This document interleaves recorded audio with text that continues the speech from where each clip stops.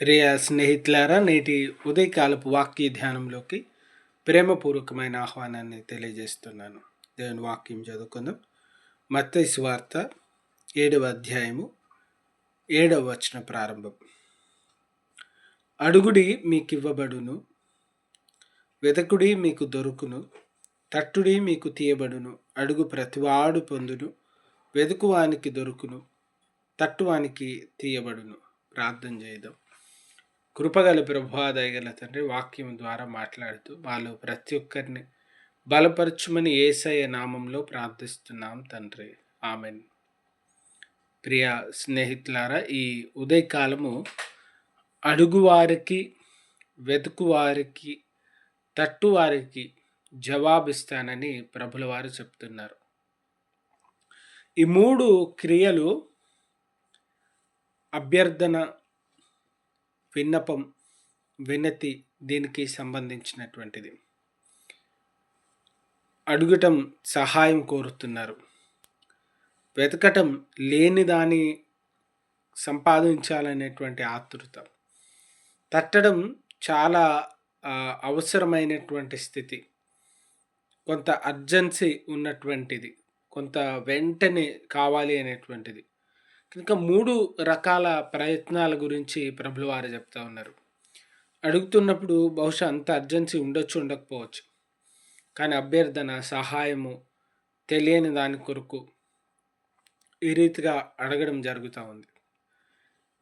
వెతికేటప్పుడు అది మా దగ్గర లేదు కనుక అది మాకు కావాలి, లేదా అది ఎక్కడో ఉంది ఇప్పుడు నాకు అవసరమై ఉంది అని దాన్ని వెతికేటువంటి క్రమం.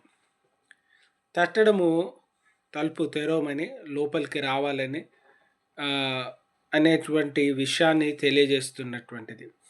ఈ 3 సందర్భాలలో మానవుడు తాను ఆధారపడుతున్నాను అనేటువంటి విషయాల్ని తెలియజేస్తూ ఉన్నాడు. దేవునిపై ఆధారపడేటువంటి స్థితి, దేవుని సహాయం కోరుకుంటున్నటువంటి స్థితి. అయితే యేసు ప్రభుల వారు ఏమని చెప్తా ఉన్నారంటే, ఈరోజు చాలామంది మనతో ఏమంటారంటే, ప్రార్థిస్తే సరిపోతుందా, ప్రార్థిస్తే చాలా, ప్రార్థన ఒక నెపంలాగా వాడి, ఒక సాకులాగా వాడి చేయవలసిన పని చేయకుండా వెళ్ళిపోతూ ఉన్నారంటారు. ప్రార్థనలోని తీవ్రత మనకి ఇక్కడ కనబడతా ఉంది. యేసు ప్రభుల వారు అంటున్నారు, మీరు ప్రార్థిస్తే మీకు దొరుకుతుంది. అడుగు ప్రతివాడికి, చూడండి, అడిగిన ప్రతి వారికి ఇస్తా అంటున్నాడు ప్రభు. కొందరికి అనట్లేడు, అడుగు ప్రతి వారికి. పశ్చాత్తాపడి ప్రభు సన్నిధికి వచ్చి మారు మనసు పొంది అడుగు ప్రతి వారికి, తట్టు ప్రతి వారికి తీయబడుతుంది, వెతుకు ప్రతి వారికి. అయితే ఈ 3 కూడా ప్రధానమైన విషయం, మొదట ప్రభువును వెతకాలి, మొదట దేవుని సన్నిధిని వెతకాలి, మొదట దేవుని ఆత్మను అడగాలి, మొదట ప్రభు మా జీవితంలో నీ చిత్తం ఏంటి అని వెతకాలి. వీటి తర్వాత మన అవసరాల కొరకు, వీటి తర్వాత మన కుటుంబం కొరకు, వీటి తర్వాత మన అనుదిన జీవితంలోని సమస్యల కొరకు వీటిని వెతకడం ప్రారంభిస్తే మిగతా ఎన్ని కూడా దొరుకుతాయి. ప్రార్థించితే ప్రతి విషయంలో, ఏ విషయంలోనైనా ప్రార్థించితే ప్రభు తప్పక సహాయం చేస్తారు. ప్రార్థించే వారి కొరకు ప్రభు చూస్తూ ఉన్నారు. అడుగు ప్రతి వారికి ప్రభు ధారాళంగా ఇచ్చేవారు. మనుషులు మీరే మీ పిల్లలు అడిగితే, రొట్టెని అడిగితే మీరు రావివ్వరు, చేపను అడిగితే మీరు పామివ్వరు. మీరే మీ పిల్లలకు మంచివి ఇస్తే పరలోకమందున్న దేవుడు, దయగలవాడు, జాలిగల దేవుడు, కరుణామయుడు, కృపగల దేవుడు, ఆయన ఇవ్వరా? తప్పక ఇస్తారు.